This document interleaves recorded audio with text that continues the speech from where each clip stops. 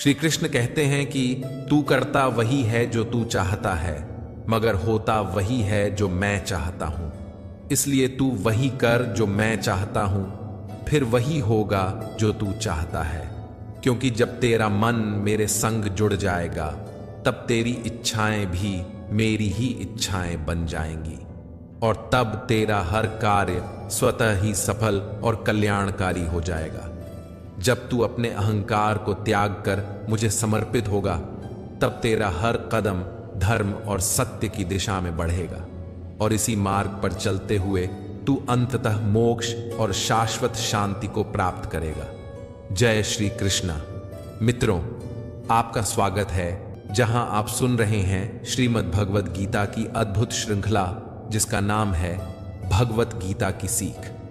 आज हम इस श्रृंखला के एक अत्यंत महत्वपूर्ण पड़ाव पर पहुंचे हैं, जहां भगवान श्री कृष्ण ने अर्जुन को अपना विराट रूप दिखाया था। इस दिव्य प्रसंग में श्री कृष्ण ने अर्जुन को यह अनुभव कराया कि संपूर्ण ब्रह्मांड, सभी लोक और पूरी सृष्टि उसी विराट स्वरूप में समाहित है। मित्रों, इस वीडियो में हम शब्दों के माध्यम से भगवान के उस अनंत और अद्भुत विराट रूप का अनुभव करने का प्रयास करेंगे, और साथ ही जानेंगे कि गीता के 11वें अध्याय से हमें क्या शिक्षा मिलती है, वह भी सरल और सहज भाषा में। मित्रों, अधूरा ज्ञान कभी भी जीवन में लाभकारी नहीं होता। इसलिए मेरा आप सबसे निवेदन है कि कृपया इस वीडियो को पूरा अंत तक देखें।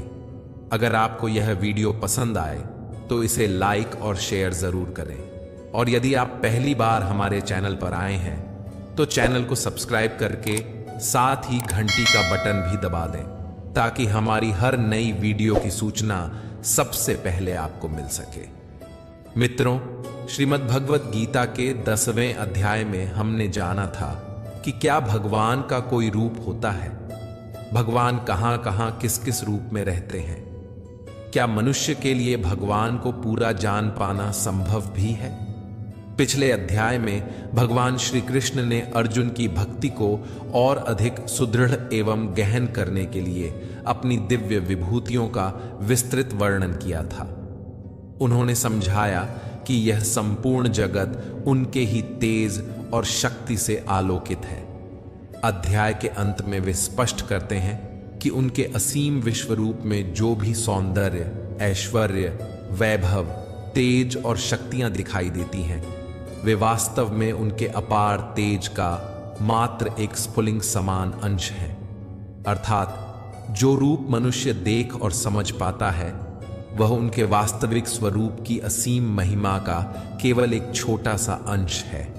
इसी रहस्य को जानने और अनुभव करने की उत्कंठा अर्जुन के मन में और गहरी हो जाती है।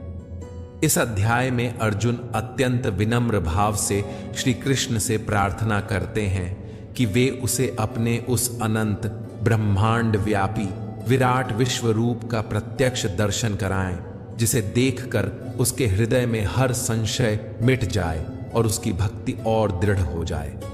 इस अध्याय के प्रारंभ में अर्जुन अत्यंत विनम्रता और श्रद्धा से श्री कृष्ण से कहते हैं, मदानुग्रहाय परमं गुह्यात्म संगीतम यन्मया प्रोक्तम वचोस्मि विगतो मोह। अर्थात, हे प्रभु, मुझ पर करुणा करके आपने जो परम गुह्य आध्यात्मिक ज्ञान मुझे प्रदान किया है, उसे सुनकर अब मेरा सारा मोह दूर हो गया है। भगवान श्री कृष्ण की अनंत विभूतियों का वर्णन सुनकर अर्जुन का हृदय भाव विभोर हो उठता है। उन्होंने अनुभव किया कि उनके प्रिय सखा श्री कृष्ण वास्तव में केवल उनके मित्र ही नहीं, बल्कि परम पुरुषोत्तम भगवान हैं। उनका मोह, उनकी शंका और भ्रम सब मिट चुका है। इस ज्ञान के लिए अर्जुन हृदय से कृतज्ञ होकर भगवान के प्रति अपनी श्रद्धा व्यक्त करते हैं। आगे अर्जुन कहता है, हे कमल नयन, मैंने आपसे संपूर्ण प्राणियों की उत्पत्ति और संहार का रहस्य सुना है। मैंने जाना है कि आपकी महिमा अविनाशी है और आपके दिव्य स्वरूप की कोई सीमा नहीं है। आप वास्तव में वही परमेश्वर हैं जिनका वर्णन आपने स्वयं मेरे समक्ष किया है। फिर अर्जुन अपनी गहरी इच्छा प्रकट करता है। हे परम पुरुषोत्तम, अब मैं आपके उस विराट रूप का दर्शन करना चाहता हूं जो समस्त ब्रह्मांडों में व्याप्त है। यदि आप यह मानते हैं कि मैं इस अद्भुत स्वरूप को देखने योग्य हूं, तो कृपा पूर्वक मुझे अपने उस अनंत, अप्रकट और अविनाशी विश्व रूप का प्रत्यक्ष अनुभव कराएं। इस प्रकार अर्जुन अपने हृदय में उमड़े हुए आदर, जिज्ञासा और भक्ति के साथ भगवान से वह कृपा मांगते हैं जो अब तक किसी भी मनुष्य को प्राप्त नहीं हुई थी। इस पर भगवान श्री कृष्ण कहते हैं, पश्य में पार्थ रूपाणि शतशोथ सहस्त्रशः नाना विधानि दिव्यानि नाना वर्णाकृतिनि च दाइल। अर्थात परमेश्वर ने कहा, हे पार्थ, अब तुम मेरे सैकड़ों और हजारों अद्भुत दिव्य रूपों को विभिन्न आकारों और बहुरंगी स्वरूपों में देखो।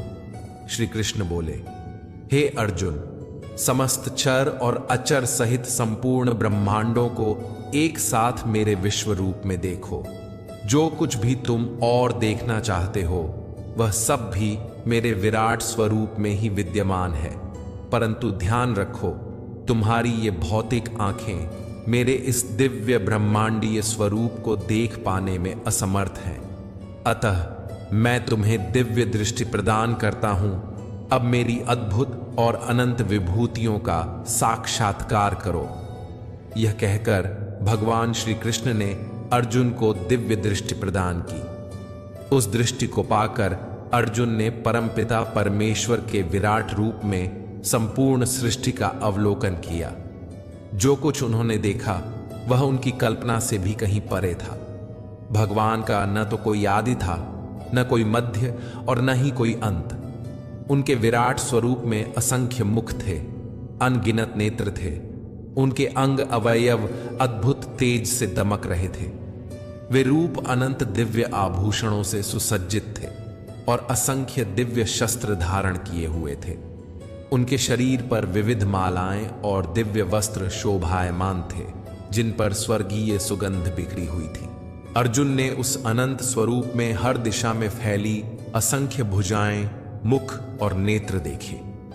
वह विराट रूप इतना व्यापक था कि उसका कोई आदि, मध्य और अंत दिखाई नहीं देता था। उसका प्रकाश आकाश में एक साथ प्रकट हुए 100 सूर्यों के तेज से भी अधिक प्रखर और अद्भुत था। उस अद्वितीय और दिव्य स्वरूप का दर्शन करते ही अर्जुन के रोम रोम खड़े हो गए। उनका हृदय विस्मय और भय से भर गया और उनका संपूर्ण शरीर श्रद्धा व भक्ति से पुलकित हो उठा। वह मस्तक झुकाकर, हाथ जोड़कर भगवान के समक्ष प्रार्थना करने लगे। अर्जुन बोले, हे प्रभु, मैंने आपके दिव्य शरीर में समस्त देवताओं और अनेकों प्रकार के जीवों को देखा है। मैंने कमलासन पर विराजमान ब्रह्मा जी को देखा, शिव जी को देखा और सभी महान ऋषि मुनियों का भी दर्शन किया। आपके अनंत विराट स्वरूप में हर दिशा में असंख्य भुजाएं, उदर, मुख और नेत्र दिखाई दे रहे हैं। हे ब्रह्मांडेश्वर, आपका रूप अनंत है। मुझे इसमें न आरंभ दिखाई देता है, न मध्य और न ही अंत। मैं आपको अविनाशी परम सत्य मानता हूं, वही परम सत्य जिसे वेद और धर्म ग्रंथों में खोजा जाता है। आप संपूर्ण सृष्टि के परम आधार हैं, सनातन धर्म के रक्षक और पालनकर्ता हैं। आपकी शक्तियों की कोई सीमा नहीं है। सूर्य और चंद्रमा आपके नेत्र हैं, अग्नि आपके मुख से प्रकट होने वाले तेज के समान है। आपके प्रकाश से पूरा ब्रह्मांड जलता सा प्रतीत हो रहा है। हे परमेश्वर, स्वर्ग और पृथ्वी के मध्य का स्थान और समस्त दिशाएं आपके विराट स्वरूप से भरी हुई हैं। आपके इस अद्भुत, भव्य और भयावह रूप को देखकर तीनों लोक भय से कांप रहे हैं। स्वर्ग के देवता आपके भीतर प्रवेश कर आपकी शरण ले रहे हैं। कुछ भयभीत होकर हाथ जोड़ आपकी स्तुति कर रहे हैं। महर्षि और सिद्ध जन पवित्र स्तोत्रों का गान कर अनेक प्रार्थनाओं के साथ आपका गुणगान कर रहे हैं। हे सर्वशक्तिमान, आपके इस विकराल रूप में असंख्य मुख, नेत्र, भुजाएं, जंघाएं, चरण, उदर और भयंकर दांतों का दर्शन हो रहा है। इस दृश्य से सभी लोग भयभीत और व्याकुल हैं। उसी प्रकार मैं भी, हे विष्णु, आपके आकाश को स्पर्श करने वाले विराट रूप को देखकर भय से कांप रहा हूं। मेरा हृदय विचलित हो उठा है, मेरा धैर्य और मानसिक संतुलन भंग हो गया है। आपके इस भयानक स्वरूप को देखकर मैं विस्मित हो गया हूं। मुझे यह भी स्मरण नहीं कि मैं कहां हूं और मुझे कहां जाना है। हे देवेश, आप समस्त ब्रह्मांड के आश्रयदाता और पालनहार हैं। आपकी शक्ति और विभूति का कोई अंत नहीं है। आज आपके विराट और विकराल रूप को देखकर मेरा हृदय भय और विस्मय से कांप रहा है। कृपया मुझ पर करुणा करें और अपनी अनंत दया से मुझे संभाल लें। मैं देख रहा हूं कि धृतराष्ट्र के सभी पुत्र, उनके सहयोगी राजा और भीष्म, द्रोणाचार्य, कर्ण जैसे महान योद्धा सभी आपके विकराल मुख में प्रवेश कर रहे हैं। उनके बल, पराक्रम और वीरता आपके सामने क्षणिक प्रतीत होते हैं। मैंने देखा कि आपके भयानक दांतों के बीच उनके सिर पिसते जा रहे हैं और उनका अस्तित्व आपके अग्निमय तेज में विलीन हो रहा है। जैसे अनेक नदियों की लहरें अनिवार्य रूप से समुद्र में विलीन हो जाती हैं, वैसे ही ये सभी महायोद्धा भी आपके अग्नि ज्वलंत मुख में समा रहे हैं। और जैसे पतंगे मोहवश अग्नि में कूदकर भस्म हो जाते हैं, वैसे ही ये सेनाएं अपने विनाश की ओर दौड़ती हुई आपके मुख में प्रवेश कर रही हैं। इस दृश्य ने मुझे भीतर तक विचलित कर दिया है। हे देवेश, यह रूप उस रूप से भिन्न है जिसे मैंने अपने गुरु, सारथी और प्रिय मित्र के रूप में देखा था। आपकी यह भयानक छवि मुझे आपकी वास्तविक सत्ता के रहस्य को जानने के लिए व्याकुल कर रही है। कृपा कर मुझे बताइए कि आप इस अति उग्र और विकराल रूप में कौन हैं। मैं आपको बार बार प्रणाम करता हूं, आपकी शरण में हूं। कृपया मुझ पर दया करें और मुझे यह बताइए कि इस विराट स्वरूप के पीछे आपका वास्तविक उद्देश्य क्या है। इसका उत्तर देते हुए भगवान श्री कृष्ण कहते हैं कि मैं काल का रूप धारण कर तीनों लोकों के संहार के लिए उपस्थित हुआ हूं। कौरव पक्ष के ये सभी महायोद्धा पहले ही मेरे द्वारा मारे जा चुके हैं। अर्जुन, तू केवल उनके विनाश का एक निमित्त मात्र है। वास्तविक संहारक तो मैं ही हूं, इसलिए उठ, युद्ध कर और अपनी विजय को सुनिश्चित मान। श्री कृष्ण की इस दिव्य घोषणा को सुनकर अर्जुन का हृदय भक्ति और श्रद्धा से भर जाता है। वे विस्मित होकर उनकी स्तुति करते हैं और कहते हैं, हे प्रभु, अब मुझे समझ में आया कि क्यों योगी, महर्षि और दिव्य आत्माएं आपकी उपासना करती हैं। आप सत्य और असत्य, कारण और परिणाम सब कुछ से परे हैं। आप ही इस ब्रह्मांड के पालनकर्ता, संहारक और नियंता हैं। आपके विराट स्वरूप का वर्णन करने के लिए मेरे पास कोई शब्द नहीं है। मैं आपको बार बार सहस्त्रों बार प्रणाम करता हूं। हे भगवान, आपको अपना सखा और मित्र मानकर मैंने अनेक बार हे कृष्ण, हे यादव, हे प्रिय मित्र कहकर सहजता और प्रेमवश आपका नाम लिया। कभी हंसी परिहास में, कभी खेलते खेलते, बैठते बैठते, खाते पीते, विश्राम करते समय या फिर अन्य लोगों के सामने भी मैंने यदि आपकी उपेक्षा या अनादर किया हो तो उन सभी अपराधों के लिए मैं आपसे क्षमा याचना करता हूं। हे अचिंत्य प्रभु, मेरी त्रुटियों को उसी प्रकार क्षमा कर दीजिए जैसे पिता पुत्र की हठ को, मित्र अपने सखा की भूल को और प्रियतम अपनी प्रियसी के अपराध को क्षमा कर देता है। अर्जुन आगे कहते हैं, आप समस्त चराचर के स्वामी हैं, तीनों लोकों के जनक हैं। आप ही परम पूजनीय आध्यात्मिक गुरु और अतुल्य शक्ति के धाम हैं। जब संपूर्ण लोकों में आपके समान कोई नहीं है, तब आपसे श्रेष्ठ और कोई कैसे हो सकता है। इसलिए मैं आपके समक्ष साष्टांग प्रणाम कर आपकी कृपा की याचना करता हूं। हे देवेश, आपके इस अद्भुत विराट रूप को देखकर मेरा हृदय अत्यंत आनंदित है, परंतु उसी के साथ भय से कांप भी रहा है। अतः कृपया मुझ पर दया करें और मुझे पुनः अपना वह आनंदमय, सौम्य और शांति प्रदान करने वाला दिव्य स्वरूप दिखाएं, जिसे देखकर मेरा मन पूर्ण शांति और स्थिरता प्राप्त कर सके। श्री कृष्ण अर्जुन की विनम्र प्रार्थना को स्वीकार करते हुए करुणा भरे स्वर में कहते हैं, हे पार्थ, तुम्हारे आग्रह पर मैंने तुम्हें वह अद्भुत और विराट स्वरूप दिखाया है जिसे आज तक किसी भी मानव ने नहीं देखा और भविष्य में भी कोई देख नहीं पाएगा। यह स्वरूप अत्यंत दुर्लभ है। देवता, महर्षि और योगी जन भी जिसकी एक झलक पाने के लिए तप, यज्ञ और साधनाएं करते रहते हैं, परंतु यह केवल मेरी कृपा और तुम्हारी अनन्य भक्ति का ही फल है कि तुमने इसका दर्शन कर लिया। अब तुम न भयभीत हो और न ही मोहग्रस्त रहो। भय मुक्त होकर, प्रसन्न चित्त होकर मेरे उस परम पुरुषोत्तम स्वरूप को देखो, जिसे योगियों और संतों ने सर्वश्रेष्ठ मानकर पूजा है। ऐसा कहकर भगवान ने पहले अपना चतुर्भुज स्वरूप प्रकट किया, हाथों में शंख, चक्र, गदा और पद्म धारण किए हुए, अलौकिक तेज से दीप्तिमान। तत्पश्चात उन्होंने अपना 2 भुजाओं वाला सुंदर और कोमल रूप दिखाया, वही रूप जिसे अर्जुन इतने समय से सखा और सारथी के रूप में देख रहा था। इस मनोहर रूप को देखकर अर्जुन का भय दूर हुआ, उसका चित्त स्थिर और शांत हो गया और उसने गहरी शांति का अनुभव किया। अर्जुन ने कहा, हे जनार्दन, आपके इस सौम्य और सुलभ रूप को देखकर मेरा हृदय अब स्थिर हो गया है।